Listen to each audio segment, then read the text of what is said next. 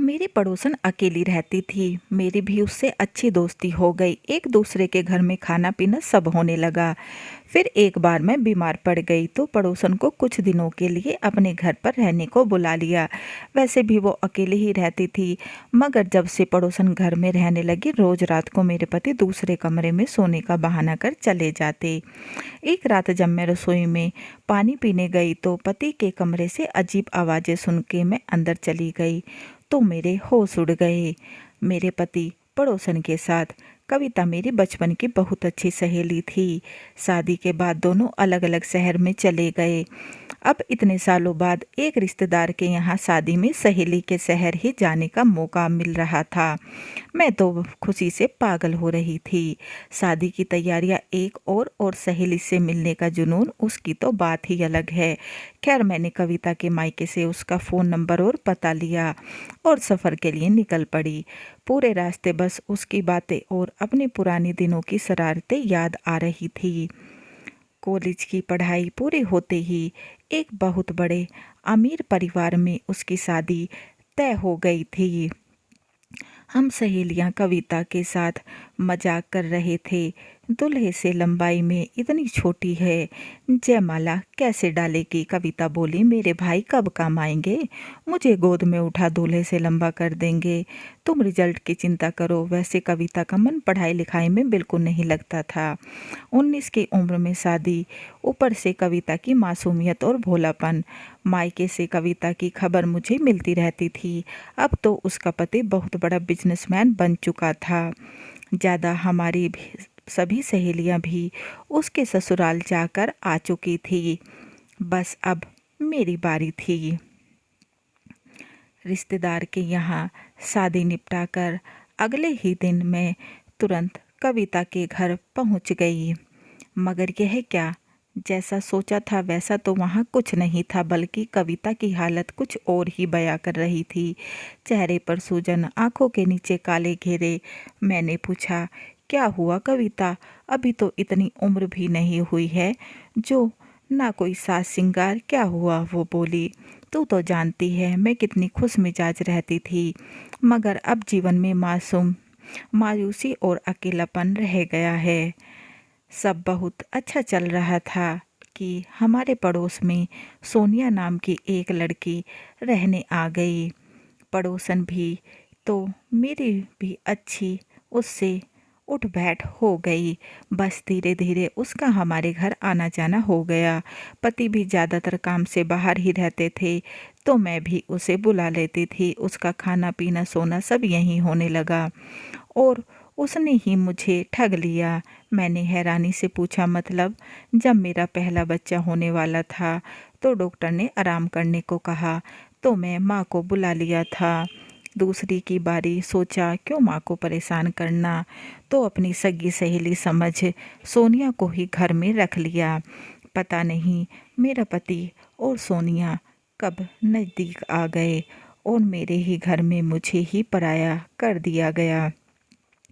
सोनिया ने बताया कि वो अकेली है, अनाथ है, उसका कोई नहीं है, इसलिए तरस खा मैंने। उसके लिए कोई कमी नहीं रखी, बल्कि बहन की तरह उसे रखती थी। मगर आज मेरा परिवार सब कुछ होते हुए भी मैं अकेली खड़ी हूँ। अब वो मेरा सब लूट ले गई। मैंने कविता से पूछा, तुम्हें दोनों के नाजायज संबंध के बारे में कैसे पता चला? वो बोली, 6 महीने पहले पति ने बताया था कि वो शहर से बाहर जा रही हैं। मैं एक दिन अचानक फार्म हाउस पर चली गई। वहाँ मेरे पैरों तले से ज़मीन निकल गई। जब मैंने पति को देखा, पति तो पहले से ही वहीं थे। अब शक की कोई गुंजाइश ही नहीं थी। सोनिया भी उसी कॉलोनी में रहती थी। मैंने पूछा, फिर क्या हुआ? होता क्या? मैं तो गुस्से से पागल हो गई। मैंने तलाक ले लिया और इन सब चक्करों से दूर हो अपने बच्चों की परवरिश पर ध्यान देने लगी। कुछ रिश्तेदारों ने सलाह भी दी कि तलाक न देकर पति को परेशान करूं ताकि वो सोनिया से शादी न कर पाए। कुछ ने कहा पति को माफ़ कर दूं, मगर मैंने तलाक लेने का फैसला किया। मगर एक गलती तो हर कोई माफ़ कर देता है। अपनी बसी बसाई गृहस्थी उजाड़ने से पहले तूने एक बार भी नहीं सोचा?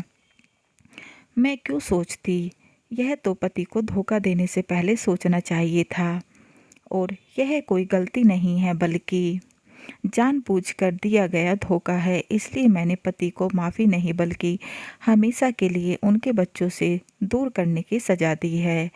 एक बाप के लिए इससे बड़ी सज़ा नहीं हो सकती, मैंने कहा। कविता, मगर यह किसे मालूम कि गलती किसकी है? कविता बोली, किसी की भी हो। अगर यह गलती मैंने की होती तो क्या पति जीवन भर के लिए सम्मान और इज्जत से मुझे स्वीकार कर पाते? ऐसे पिता को देखकर बच्चे भी यही गलतियां करना सीखेंगे और मैं अपने बच्चों को ऐसे संस्कार नहीं देना चाहती। इसलिए पति की वापसी के सभी रास्ते मैंने बंद कर दिए हैं। इसलिए तलाक के कागज पति को भेज दिए और बच्चों की परवरिश के लिए जायदाद का अधिकार भी मांगा है। यह घर मेरे नाम ही है। काफ़ी जमा पूंजी पति ने पहले ही मेरे खाते में जमा कर रखी है। कविता में आए बदलाव को मैं ध्यान से देख रही थी। एक सीधी सादी सी लड़की इतनी चतुर कैसे हो गई? शायद हालातों ने उसे बहुत कुछ सिखा दिया था। मैंने पूछा, सोनिया, और तेरे पति के बीच में अभी भी संबंध है? वो बोली, पता नहीं, मेरी तरफ से अब जो मर्जी करे, मुझे अब कोई मतलब नहीं है। मैंने तो पति और सहेली दोनों से ही धोखा खाया है और मजाल है फिर भी किसी ने भी अपनी गलती मानी हो। जब तक दोनों को कमरे में मैंने एक साथ नहीं पकड़ लिया था, फिर भी दोस्त बताते हैं उसे। सोनिया क्या कहती है? कहती है, तेरे पति ने ही मुझे बहलाया फुसलाया था। पति ने उसे 2 कमरों का घर भी खरीद कर दिया ताकि मिलने में कोई रोक टोक ना रहे। तेरे मम्मी पापा और सास ससुर को इस बात की खबर है? हाँ, सब बस एक ही बात बोलते हैं, पति को माफ़ कर दो, मर्दों से गलती हो जाती है, तलाक मत लो। कविता ने मुझसे पूछा, तू ही बता क्या करना चाहिए? उसकी मासूमियत पर मुझे तरस आ रहा था। पहली बार दिल से अपनाकर जिस आदमी को अपना सब कुछ दे दिया, विश्वास कि उसने ही ठग लिया। यह गलती नहीं, गुनाह है और अपने आत्मसम्मान को मारकर समझौता करना खुद को जीते जी मारने के समान है। कुछ देर ठहर कर मैंने अपना जवाब दिया, नहीं, बिल्कुल नहीं, और मैं वापस आ गई। काफ़ी दिनों बाद जब कविता का फ़ोन आया और उसकी हंसी सुनकर अच्छा लगा। उसने बताया तलाक हो गया। मेरा अब बस नई शुरुआत करनी है। हमेशा हंसते मुस्कुराते रहने वाली लड़की को हालातों ने कितना समझदार बना दिया है। पति को सबक सिखा, उसने संपत्ति में भी अपना अधिकार मिल गया। अब बच्चों को की अच्छी परवरिश का ही उसका एकमात्र अपने जीवन का उद्देश्य बना लिया। कहानी कैसी लगी कमेंट बॉक्स में ज़रूर बताएं और चैनल को लाइक एंड सब्सक्राइब करना ना भूलें। बेल आइकन को ज़रूर दबाएं ताकि ऐसी ही अच्छी अच्छी कहानियों के नोटिफिकेशन आपको मिलते रहें। And please guys support my channel. समाप्त।